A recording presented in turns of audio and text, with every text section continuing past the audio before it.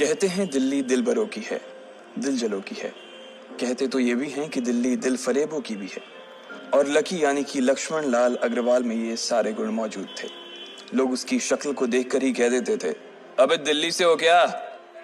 Lucky वैसे दिखने में स्मार्ट और अट्रैक्टिव था, पर जेब से खस्ता हालत होने की वजह से रहता बेहद सिंपल तरीके से था। शर्ट का रंग उड़ा हुआ और पैंट से पैबंद जुड़ा हुआ। कहने को तो उसकी उम्र के लड़के दिल्ली की सड़कों पर रात को मोटर बाइक दौड़ाते थे, लेकिन लकी उर्फ लक्ष्मण लाल अग्रवाल सिर्फ कमरे से कॉलेज में पढ़ाई और गर्लफ्रेंड डिंपल के साथ थोड़ा वक्त बिताना, फिर कॉलेज से दुकान, दुकान से जब होम डिलीवरी आए तो वहां, और फिर घर चला जाता था। हाँ, कभी कभी जब वो किसी लड़के को खाली सड़क पर मोटर बाइक दंदनाते हुए देखता तो कहता, एक दिन अपना टाइम भी आएगा जब मैं चश्मा लगाकर बैठूंगा और पीछे डिंपल को बैठाऊंगा। देखना, जब वो मेरी कमर में अपना हाथ कसेगी और मैं तेजी से मोटरसाइकिल को इंडिया गेट के आसपास दौड़ाऊंगा, तो सारे दिल्ली का दिल हम दोनों को देखकर जलेगा। दुकान में रखा हुआ बर्नॉल भी काम नहीं आएगा। लकी ने कहा और अपने हाथ में बर्नॉल की क्रीम को दबा दिया। जैसे ही उसने क्रीम को दबाया, उस क्रीम बाहर आ गई। अबे गधे, क्या कर रहा है? वो कोई स्पंज की गेंद है क्या जो उसे दबा रहा है? दुकान के मालिक ने उससे फटकारते हुए कहा और उसके सर पर एक चपत लगा दी। Sorry sir. लकी ने अपना सिर बचाते हुए कहा। वो खरोल बाग में स्थित एक छोटी सी मेडिकल स्टोर पर काम करता था। उसकी दुकान का नाम था चमन मेडिकल स्टोर और उसके ओनर का नाम था चमन लाल। लकी पिछले 5 साल से इन्हीं की दुकान पर काम कर रहा था। यहाँ इस छोटी सी शॉप पर काम करना उसकी मजबूरी थी। लाइफ में कंगाली की वजह से उसे कॉलेज में पढ़ाई पूरी करने के लिए पार्ट टाइम जॉब करना था। उसने कई अच्छी जगह अच्छी तनख्वाह की नौकरी ढूंढी, पर नहीं मिली और वो इस मेडिकल स्टोर पर ही अटक गया।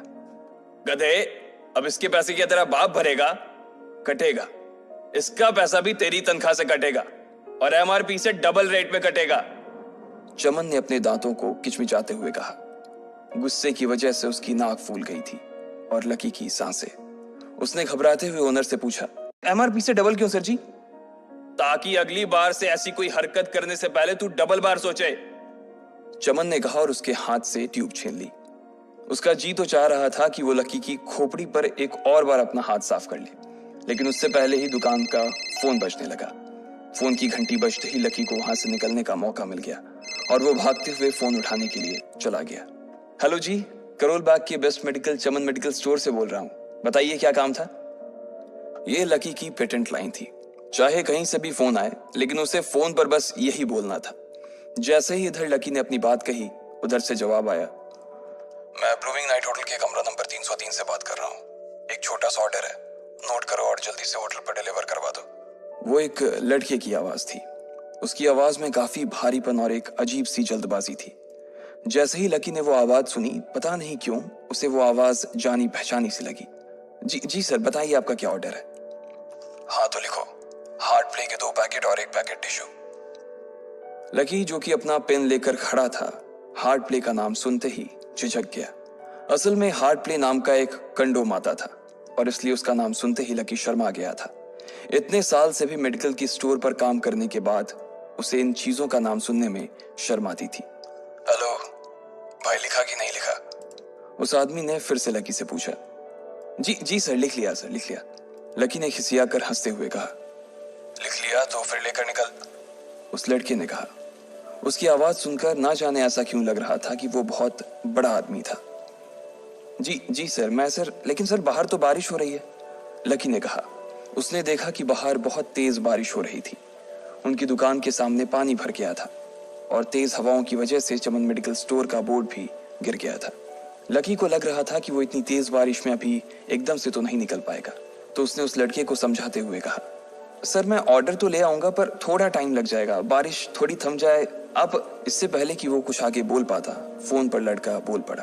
तुम्हारे मालिक को पता है कि तुम मल्होत्रा जी के लड़के को मना कर रहे हो? हाँ पता है, बारिश हो रही है, इसलिए सारा सामान अच्छे से थैली में पैक करके लाना और लेट नहीं होना चाहिए, समझे? उस लड़के ने कहा और इससे पहले कि लकी आगे कुछ कह पाता, उसने फोन काट दिया। उधर से लकी के दुकान का ओनर उसे घूर कर देखा जा रहा था। लकी के हाथ में पेन और पेपर देखकर ही वो समझ गया था कि उसके पास कोई ऑर्डर आया था। आज वैसे भी इतनी बरसात होने की वजह से सुबह से इक्का दुक्का ग्राहक ही दुकान पर आए थे। ऐसे में उसकी दुकान का मालिक एक भी ऑर्डर को छोड़ना नहीं चाहता था। वो लकी को देख रहा था और लकी बारिश की ओर देख रहा था। बारिश का बहाना नहीं चलेगा, जाना पड़ेगा, चमन लाल ने कहा। मैं बहाना नहीं कर रहा सर, थोड़ी बारिश धीमी हो जाए तो मैं चला जाऊंगा। अभी आप खुद ही देखिए कितनी तेज बारिश है। वो पता नहीं कोई मिस्टर मल्होत्रा का कोई बेटा कुछ ज्यादा ही जल्दी में था। मैं साइकिल से तो पहुंच नहीं पाऊंगा इतनी जल्दी। लकी ने उनकी ओर देखते हुए कहा। क्या कहा? मिस्टर मल्होत्रा जी का बेटा? तू मेरी दुकान बंद करवाएगा क्या? अभी क्या भी निकल उनका ऑर्डर लेके, वो हमारे बहुत पुराने कस्टमर है, चमन ने कहा।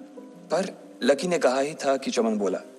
पर कुछ नहीं, तू मेरी मोटरसाइकिल ले जा, उसने गुस्से में कहा। अरे सर जी, 200 के ऑर्डर में मुश्किल से 40 रुपए बचेंगे, इससे 3 गुने का तो पेट्रोल ही लग जाएगा, और अगर गाड़ी रास्ते में बंद हो गई तो अलग से खर्चा, लकी ने समझाते हुए कहा। वो जानता था कि उसका मालिक इन सब बातों पर ध्यान नहीं देने वाला। चमन लाल बोला। कोई बात नहीं, तू जा, चाहे जो हो जाए ग्राहक नाराज नहीं होना चाहिए, और वैसे भी वो मल्होत्रा जी का बेटा है। चमन लाल ने मोटरसाइकिल की चाबी लकी की ओर उछालते हुए कहा। लकी ने चाबी ली। उसे देखकर उसके अंदर मिक्स फीलिंग आ गई। एक तो वो बहुत खुश हुआ कि बड़े दिनों बाद बाइक चलाने को मिलेगी, पर वहीं दूसरी तरफ दुखी इसलिए हुआ कि बाइक मिली भी तो ऐसी तेज बारिश में, अगर खराब हो गई तो इसकी चपत भी उसके सिर पर ही पड़ेगी। वो मुंह लटकाकर रेनकोट और हेलमेट पहनते हुए वहां से निकल गया। बाहर आकर बाइक को देखा तो लकी ने मन में सोचा, चलो ठीक है, जो होगा देखा जाएगा, कम से कम बाइक तो चलाने को मिल रही है। दरअसल लकी इतने साल काम करने के बाद भी अपने लिए एक मोटरसाइकिल नहीं ले पाया था।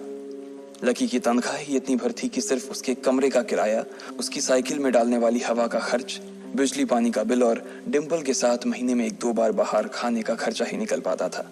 उसे डिम्पल की कही बात अक्सर याद आती थी। लकी, अगर अगले 2 महीने में तूने बाइक नहीं खरीदी ना तो मैं तेरे से ब्रेकअप कर लूंगी, देखना। असल में डिम्पल को लकी के साथ बाइक पर घूमने की बड़ी तमन्ना थी। लकी की इस उजाड़ जिंदगी में एक वही तो थी जिसके लिए जिंदा रहने को उसका जी चाहता था। जब भी वो उससे बाइक की बात करती तो लकी डिम्पल की इस बात को हंसकर टाल देता था। वो अपने मन में इस बात को अच्छे से जानता था कि डिम्पल उससे बहुत प्यार करती थी और वो उससे कभी छोड़ कर नहीं जा सकती थी। वो दोनों एक दूसरे में ऐसे घुले मिले थे जैसे बादल बरसात में घुल जाती है। लकी को डिम्पल बहुत पसंद थी और वो उसके लिए दुनिया जहां की खुशियां खरीद कर ला देना चाहता था। वो चाहता था कि एक दिन वो डिम्पल को प्लेन में बैठाए, लेकिन उसके ये सब ख्वाब इस कम तनख्वाह की नौकरी की वजह से कभी पूरे नहीं होने वाले थे। पर आज उसके पास एक मौका था। वो डिम्पल को अपने साथ इस बारिश में राजपथ घुमाना चाहता था।